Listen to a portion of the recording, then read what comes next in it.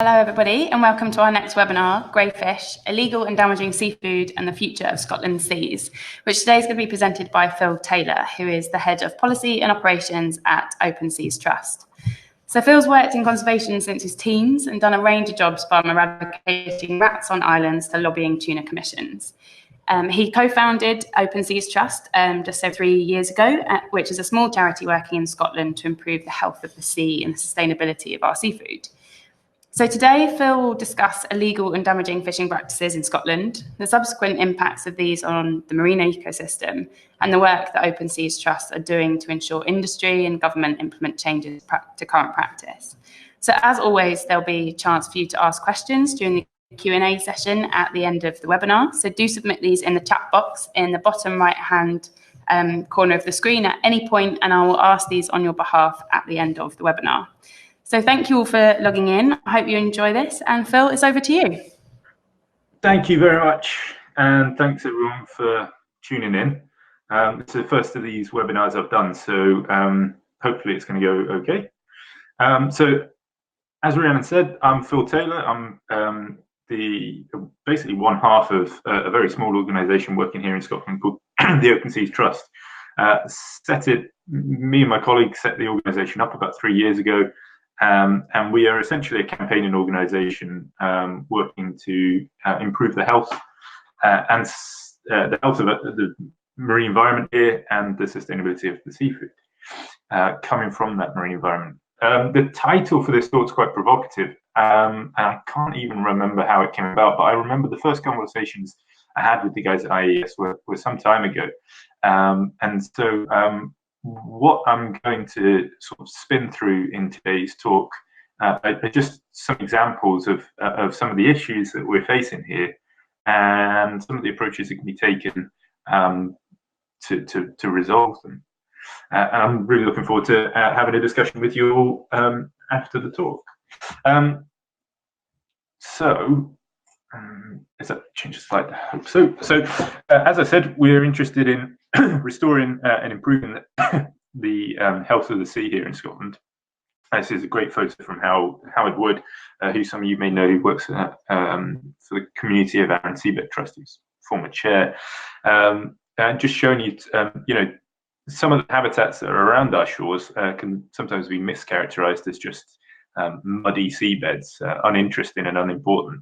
But given chance to flourish, those places can be very important for a range of life, important for various, wildlife benefits, but also for some of our food.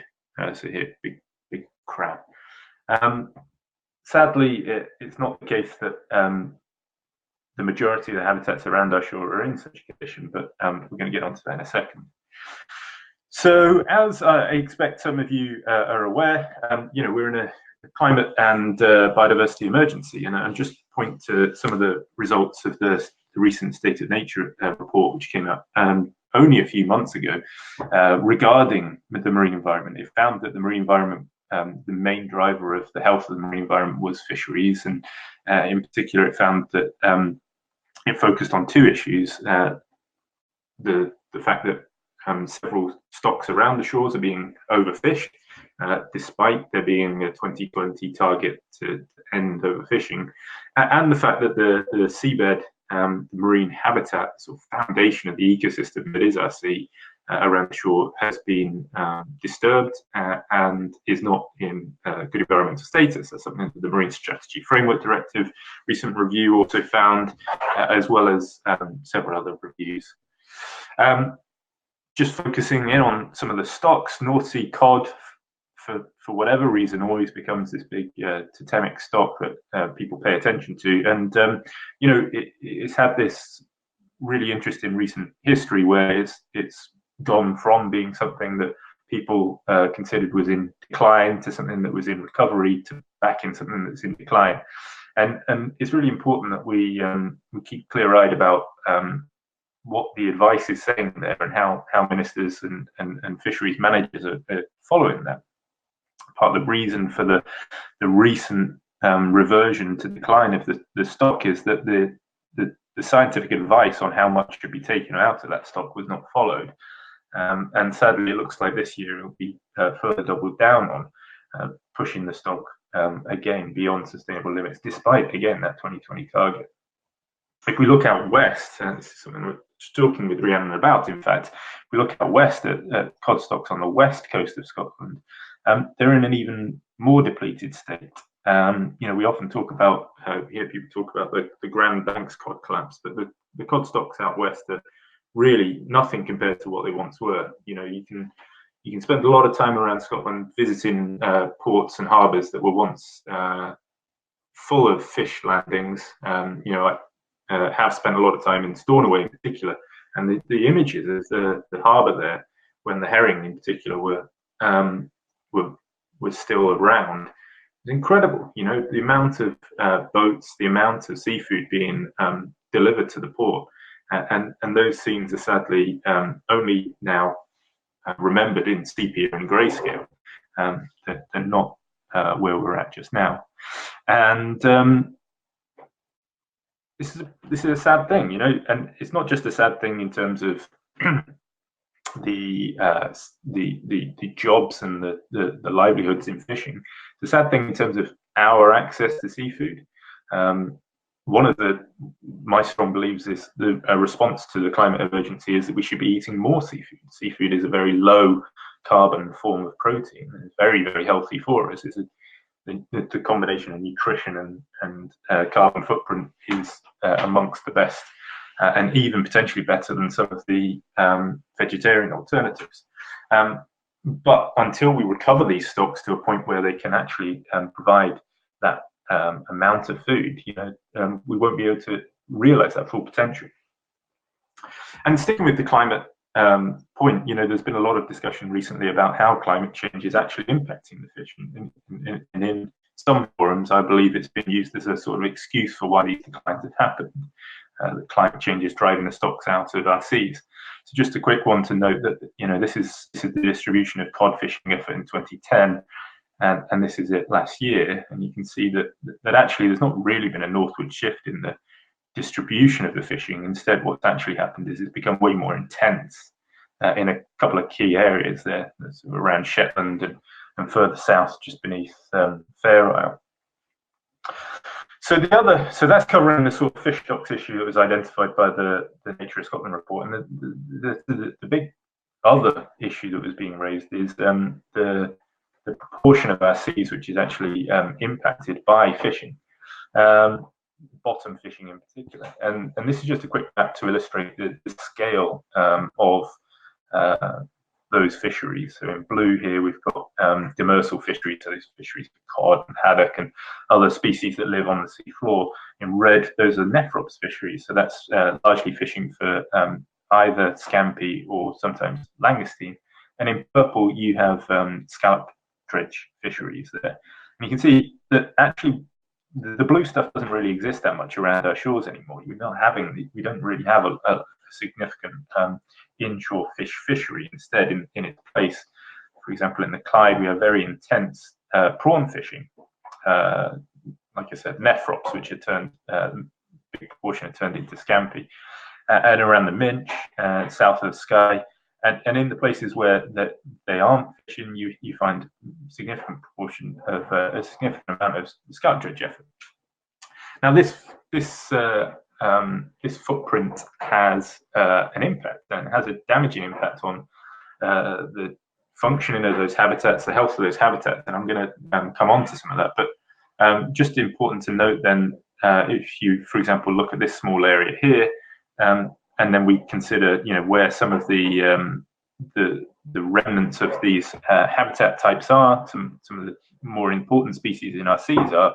You can see that there's kind of an inverse relationship. A lot of these things are existing in remnant places where those boats aren't going, or going for the sake because of various geographical, topographical issues, which are meaning that it's not suitable for that type of fishing there, or for historic reasons.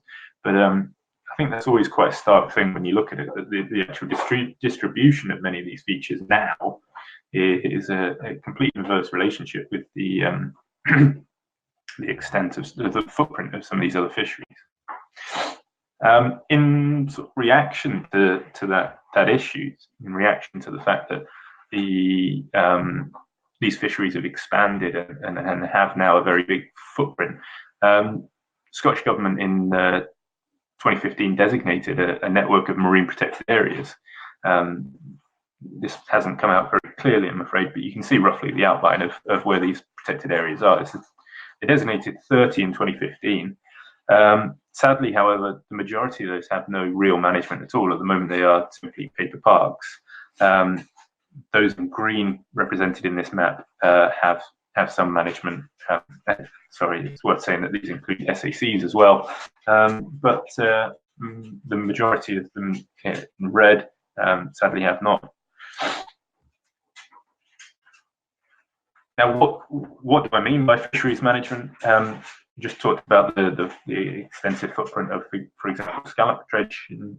So these are scallop dredges. You'll see boats within the inshore of Scotland towing several of these on each side. So upwards of 10, 20 in the inshore waters, dragging these rakes, and you see the very heavy, big, expensive, damaging bits of kit. A friend of mine, when he first saw them, said they looked medieval, like some kind of medieval torture device, which I thought was an interesting reflection. And of course, those really aren't very compatible with some of the vulnerable habitats that we have. This photo on the left is a flame shell bed, a flame shell reef. So flame shells are a very small mollusk, and what they do is they create this sort of, it looks like a sort of heather environment, because they're kind of mobile. They wander about, and with the vessel threads, so with the sort of able to pull together some of the seabed around them to create these nests. It becomes a kind of 3D landscape that's very important for a range of other species as a nursery ground, and that includes, in fact, scallops, a really important nursery area for scallops themselves. And sadly, that image was taken from an area, a sea loch called Loch Carron, which wasn't included in that MPA network at the time, and someone towed through it with a scallop dredge, and the image on the left here is taken from that. And you can see it is the dredger is killed, maimed, and destroyed the habitat, really. But has done so perfectly legally. At that time, there was no legal requirement. There was no law saying that they couldn't do that. This led to significant outcry, and Open Seas' sort of role in this is to try and help that outcry land politically, but also help empower the voices who are concerned about these things. And this is a BBC report in Scotland, so that's 6:30 news show in Scotland covering exactly these issues. But moving on to sort of greyfish, because we have been successful in raising the profile of this issue today, and in particular following that Loch Carron incident, we have become somewhat of a go-to for people around the coast who are concerned about the impact of what's happening, and in particular what's happening within some of these marine protected areas. That means that on a Saturday night in the middle of January, I'll get a WhatsApp message with a photo like this, with someone saying, we just seen a scallop dredger wandering into a marine protected area, a place where it's not allowed to be towing its gear, it's not allowed to be fishing because it's a fragile habitat, or a place that's we're trying to recover to a fragile habitat. And basically, we get these kind of messages from people who are almost at wit's end, just really not very happy, a bit stressed out that this is happening, and don't really know what to do about it. There is, of course, a Scottish Government fisheries compliance hotline, but it's normally the case that the people get in touch with it after they've tried that and haven't really felt that anything's been done to stop it in that occasion. And I just want to run through sort of, what Open Seas' role is in this. So we are an evidence-based organisation. We're a campaigner. We're very vocal, but by being very vocal, sometimes people think that we're just, sort of out there radical and don't look for the and just shout about any incident that comes to us. This one in front of me here is just one of the kind of reports we get.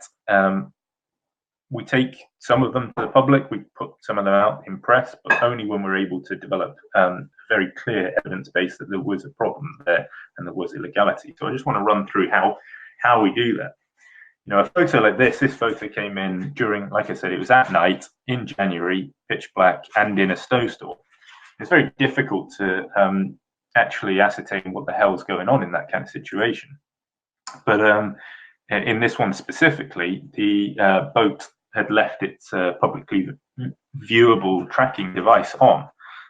Unfortunately, this isn't going to play because of the software we're using here, but this is a GIF of just illustrating the boat's track.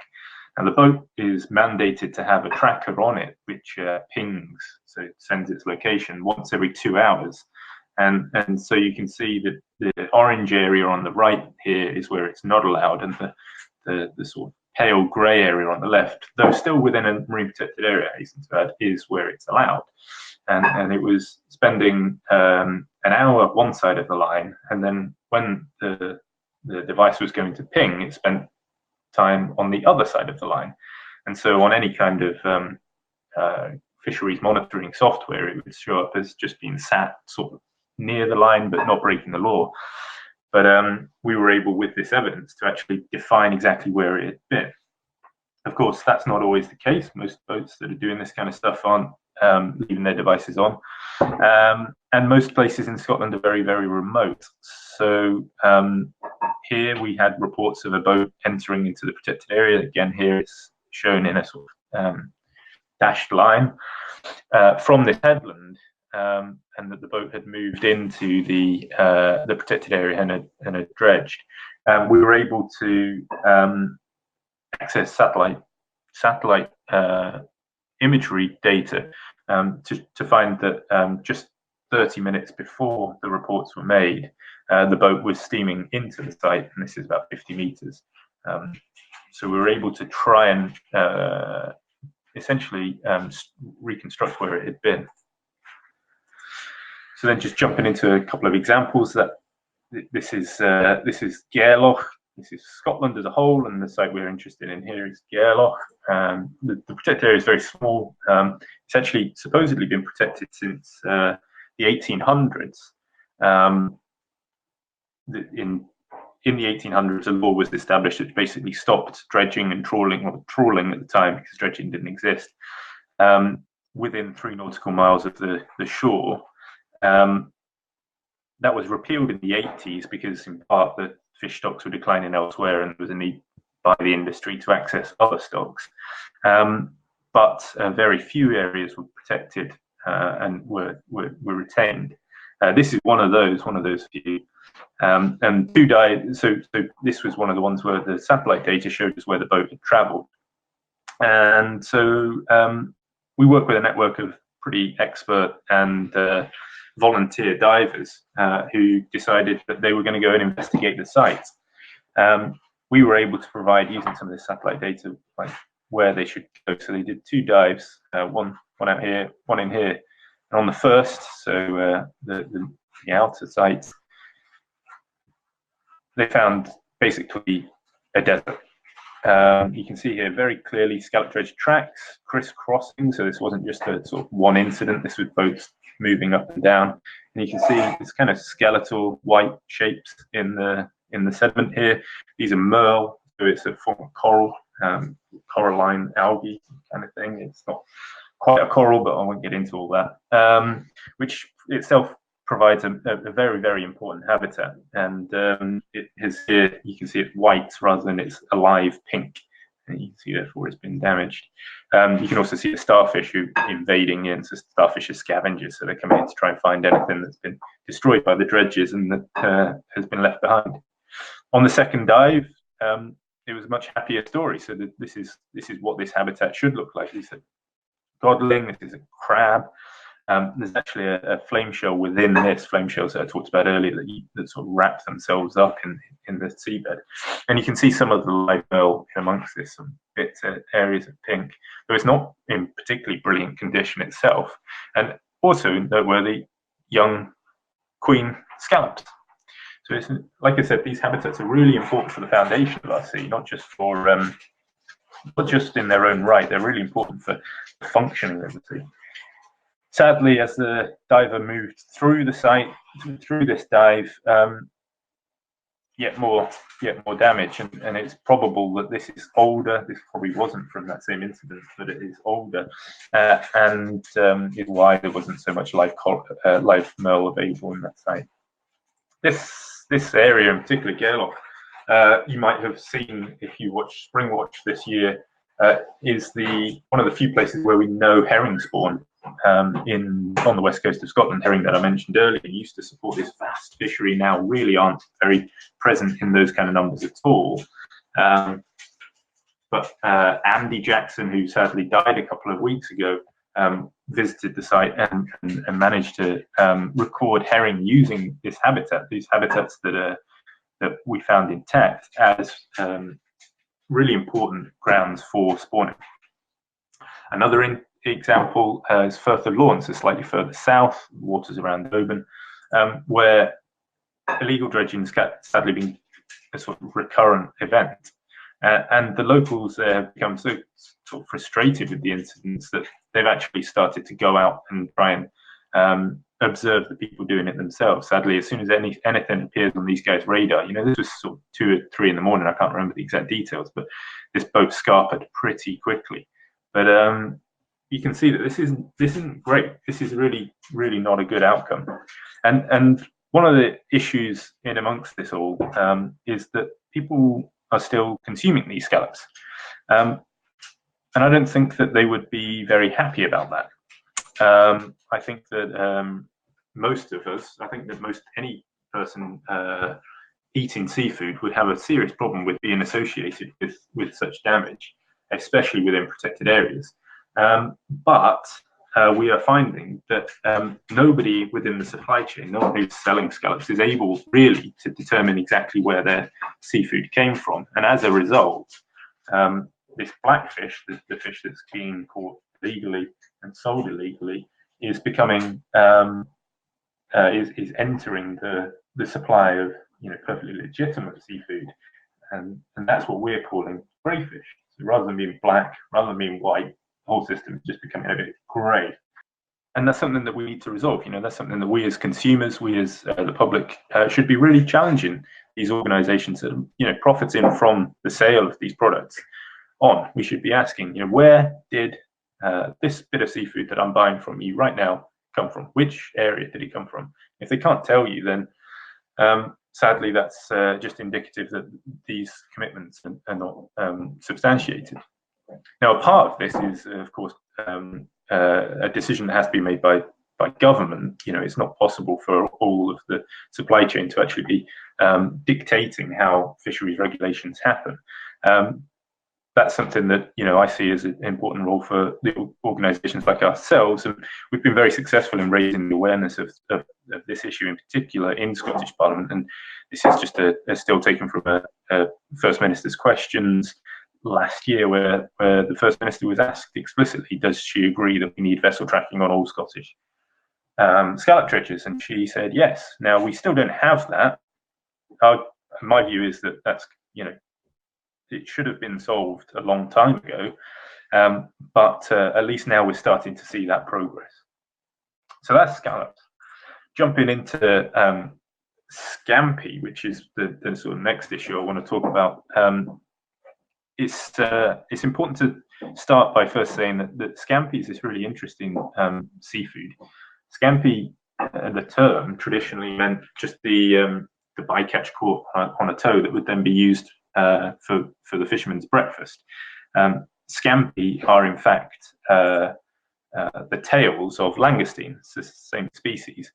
They're just caught at a different size, and they can't get the same value for them to be to be transported, chilled, and sold as langoustines when they're very small. So they get breaded and turned into scampi. And as the fish stocks dwindled and as the quota was consolidated to fewer and fewer hands for fish, we found that fisheries turned increasingly to catch prawns, nephrops, scampi.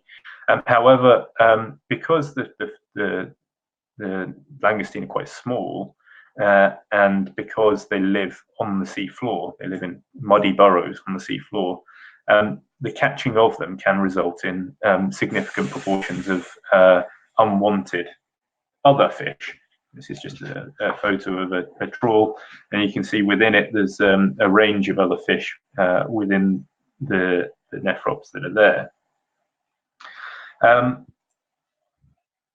As a result, and as a result of not having access to the quota of those other species, in some cases because those stocks are so overfished, those other fish have historically been discarded, thrown overboard at sea.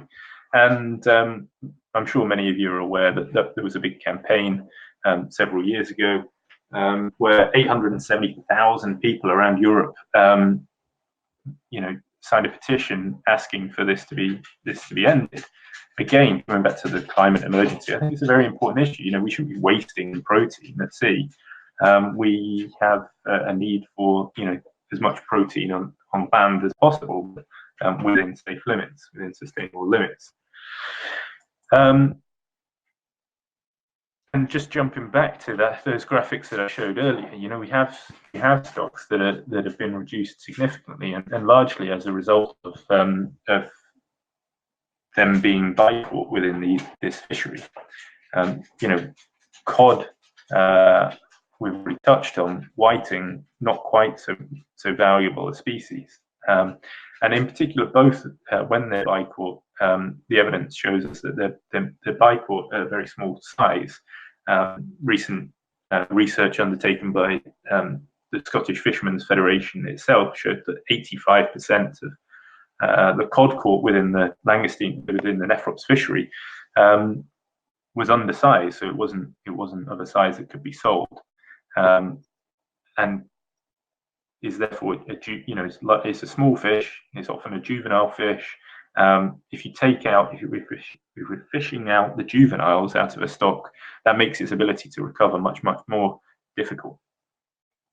And just this morning, then, we've presented some evidence which we think shows that discarding is continuing. So discarding was voted into law as being illegal as of in 2013, but then the implementation of that rule lasted between 2015 and January 1st this year, with various species being phased in and various exemptions being made so that discarding could continue for various species, but not for all. And importantly, some of the stocks that I've talked about already. So Division 276A is the west coast of Scotland, and this is the result of a Freedom of Information request that was put in and then shared with us. This is Scottish Government's assessment of how much unwanted catch would be expected in the UK nephrops trawl fleet, and you can see the numbers are very, very substantial. These are the amounts that they would be expected to be bycaught. Sadly, what we're seeing is that the landings do not reflect that at all. So if you look here, even if you were to say that cod only represents 1% of the catch within a nephrops trawl fishery, you can see at Troon within that same period, January to March, the first quarter of the year, 250 tons worth of nephrops were landed to that port, and alongside that, no other fish whatsoever, which would infer that the fishery was entirely clean, and that in itself would infer that images like this are completely not indicative of how that fishery is operating. This is from the same port, it's worth saying that. So if we sorry, I'm clicking around a little bit there. The one exception is Ullapool, But of course, this port, if you know Scotland, is actually used by some of the distant water fleet as well. The not distant water fleet, the offshore fleet. And here, I think that it's safe to say that that's significantly creating some of these landing figures. Otherwise, rather than seeing haddock as just a couple of percent, we would see that haddock is 700% of the Nephrops trawl bycatch, and I don't think that's what anyone think there. So if we just graph out what the government would expect to have been bycaught versus what was landed, we can see that there's a very significant difference, and that difference becomes basically completely untenable if you exclude Ullapool. And as a result, we just feel that that in itself is evidence enough that discarding is going on. However, again, people around the coast concerned about these issues, raising stuff with us, and through that network of shared with us various images of the practice happening live. So the fishing industry has responded by saying that these images don't on themselves indicate illegality. And I think it's an important point to recognise. I'm not suggesting for a second that these boats in these images, I have no interest in identifying them. I have no interest in trying to call them out personally. What I'm showing here is that there's a systemic problem, and we need to accept that. And I think that it's slightly immature to suggest that each of these species, each of these fish being discarded here met some other small exemption criteria that would allow that to happen. I think that we need to acknowledge that this is happening, and therefore figure a way through it. Not least because, as I said earlier on, the capture of young fish and from these dwindling stocks means the stocks aren't really able to recover. One of the ways that we can get through that is by providing small amounts of quota for those boats that are bycatching these species to land it. And that will do two things. It will mean that it's not illegal and that fishery can continue to operate, but it will also then allow those who are collecting the data to understand where those bycatch incidents are happening and try to then better define where should be protected, where should be avoided, areas of high juvenile bycatch that should be, the fishing approach used here should not go near. And that actually kind of happened earlier this year. The cod fishery, for example, was given 1,000. The Nephrops fishery was given 1,000 tons of cod quota to allow for this bycatch to be landed. Unfortunately, what we've actually seen is that cod has only been landed to Ullapool here and Kinloch Burby here. So the fleets that are operating more off on the shelf here and can catch and land sizable quantities, well-sized fish that's valuable, instead of giving it to those who are catching it when it's young and discarding it. And I think that sort of really points to a problem of management here, where quotas being used for whichever use can give it the most value to the individuals involved, rather than trying to use it in a way that actually works through some of these problems. And it's important to note that, of course, quota fish are a public asset. So that's our quota before it's given out. That's yours, mine, everyone's quota. So it should be used for public good and should really be used to resolve the problem. And then just exactly that same point that I made above, we have several companies, I'm not going to name these here, but there's several big multiple retailers that you might do your shopping in, call these products responsibly sourced, responsibly caught, responsibly sourced scampi, and there is this systemic, discard problem, systemic in my view, illegal discard problem. And the industry has been very, very, very slow to respond to that. The law was passed in 2013. We're now in 2019. I've been trying to have the conversation with many of these organisations for at least 2 years about how they could try to resolve some of these issues. And I don't feel that we're significantly on from this. And again, I think that that's an important point, and it's an important point for us to all challenge. We need to ask for more from those who are selling the seafood, and we need to do that for the sake of the first slide that I opened with, for the sake of the health of our seas, because really I think that is in all of our long-term interests, and it is a really incredible place to go and put your head and have a look around if you ever get a chance. This is me within a seagrass bed just off the coast of Iona near Mull.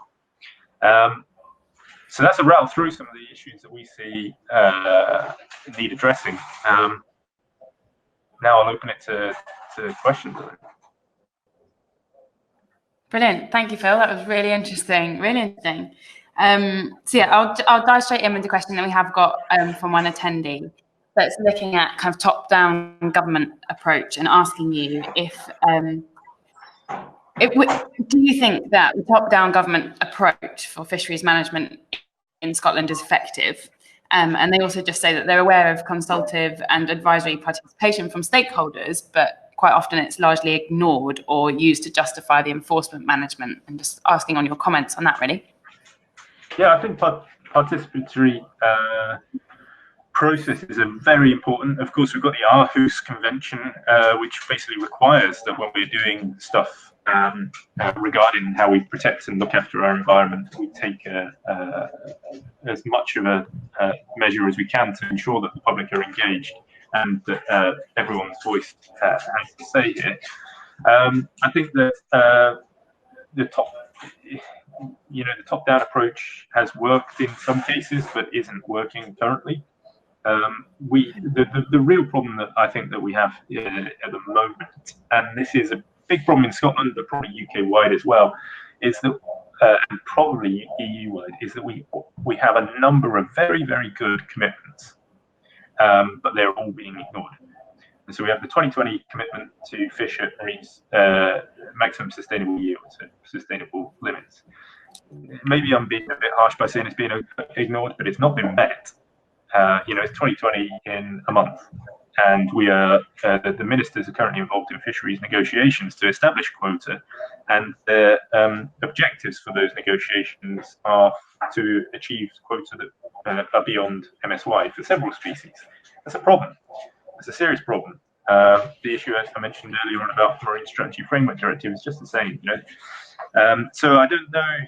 I think that as much participation as possible is important. It's got to be fair, open, transparent participation. I think that sometimes governments are guilty of doing participation for participation's sake, whilst having made a decision before. However, I don't think that participation or not participation is really our problem. I think that really our problem is that we've got commitments and we're just not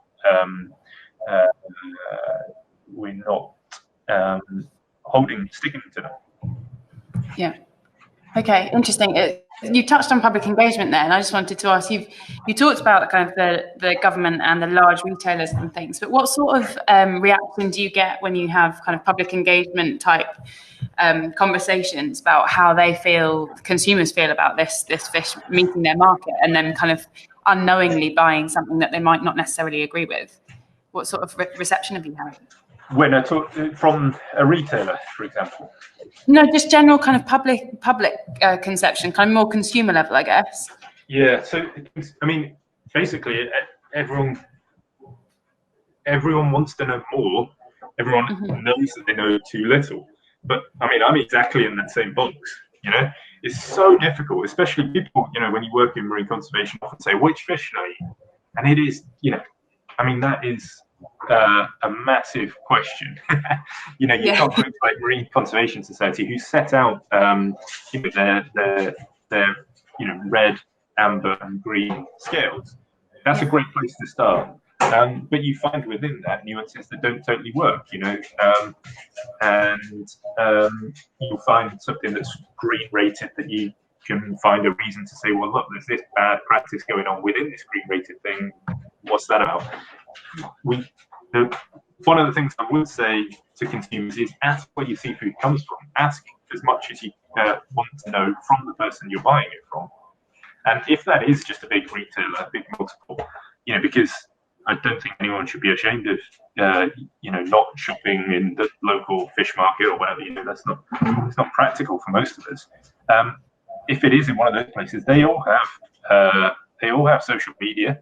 They all have customer relations numbers. They all have comments boxes if you're shopping online to reply and provide your review of an item. Raise these issues and see what responses you get back. Normally, the response will be, we're engaged in dialogue, and that in itself is where we're trying to deliver change. That's kind of fair enough. In fact, it is that for that reason that they are technically able to say that some of these products are responsibly sourced. However, dialogue in itself is not going to solve this.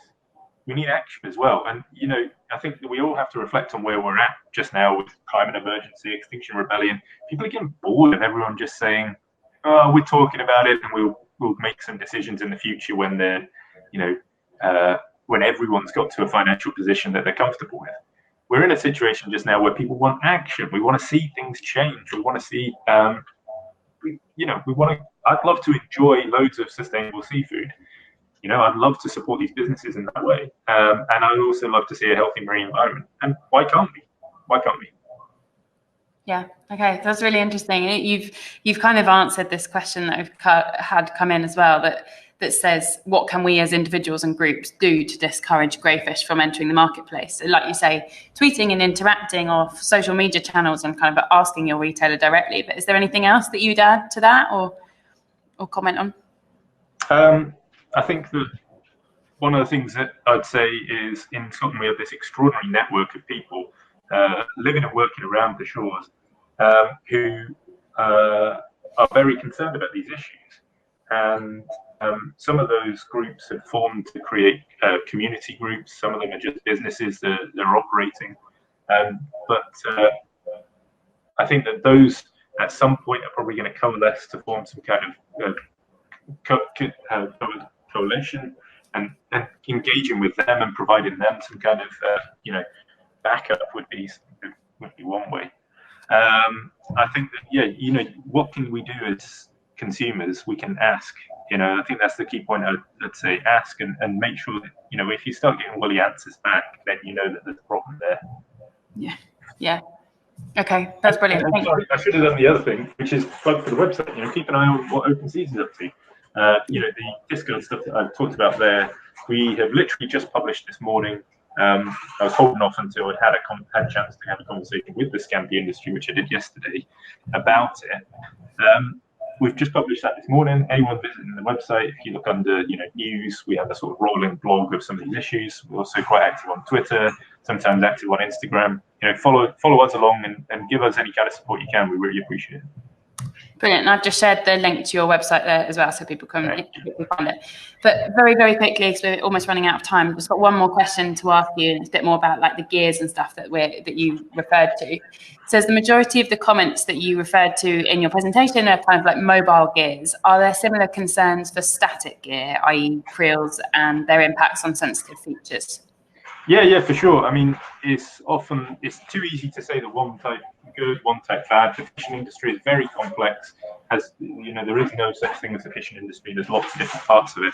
Creeling, so using a lobster pot kind of style thing to catch seafood, obviously has a much smaller impact because basically its impact on the seabed is where the pot lands and to a degree where the rope sort of rubs.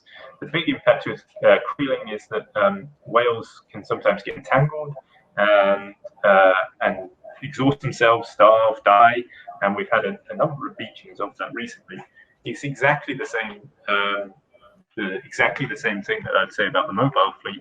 Let's celebrate positive and good action, and let's challenge the bad stuff. And so I don't think it's quite so easy to say buy only this or buy only that. Obviously, creel cord and langoustine are way more sustainable because they don't have such a big impact on the seabed as trawl cord. Obviously, hand-dyed scallops are way more sustainable because they don't have they don't dredge the seabed floor. But of course, if you don't have effort limitation, if you don't have a limit on the number of animals, species, whatever can be taken from the sea, if you don't have some form of decent spatial management that actually avoids sensitive areas, then any of those fisheries can become unsustainable and damaging. Brilliant. Thank you. Really interesting, and we could carry on having this conversation for a long time. But for those that do want to ask questions, do contact Phil through the Open Seas website. That link's in the chat box now. Like he says, there's Twitter and other platforms to use as well. But firstly, a huge thank you to you, Phil, for presenting today. Really interesting, and hopefully some more conversation will come off the back of this today. The attendees, also thank you for logging in. This can be recorded as CPD, so do log into the IES platform if you're an IES member, and you record it in the CPD tool. Any problems, contact the office and we can help you out. This webinar has been recorded, so it will be added onto our website and onto our YouTube channel, so do subscribe to that and you'll be notified every time a new webinar is added, and you'll be able to access them and share them as you wish. We're actually taking a bit of a break with our webinar series now for the Christmas period. So we'll be back in the new year on the 30th of January with a presentation looking at the Crossrail project actually, and some of the key environmental lessons learned so far. So a very different angle. You can register for that through the IES events page online. So thank you to everybody who logged in and listened, and thank you again to Phil for presenting. Thanks, guys.